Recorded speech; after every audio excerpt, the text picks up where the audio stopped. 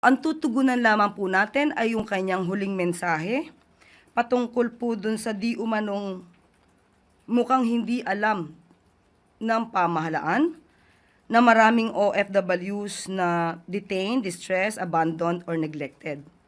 At ito daw po ay hindi natutugunan ng gobyerno. Yan po ay malaking kasinungalingan. Nakausap po natin si USEC Undersecretary Bernard Olalia at tinanong po natin kung ano ang masasabi ng nasabing ahensya.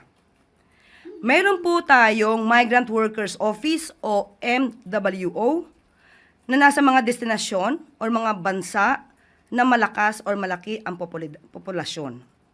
Ito ay headed by labor attaché. So lahat po ng mga kinakailangan o pangangailangan ng ating mga kababayan sa ibang bansa, especially the OFWs, ay tinutugunan ng ating gobyerno. At yan din po ang nais ng ating Pangulo. Lahat ng pangangailangan ng mga OFWs, ng mga kababayan natin na sa ibang bansa, dapat matugunan agad-agad.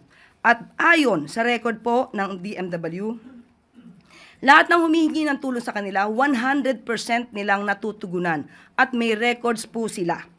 At meron din pong quick response team ang DMW at kung kinakailangan ng rescue at hindi sila agad nakakapasok, humihingi agad sila ng tulong sa mga otoridad, mga police authorities sa nasabing bansa.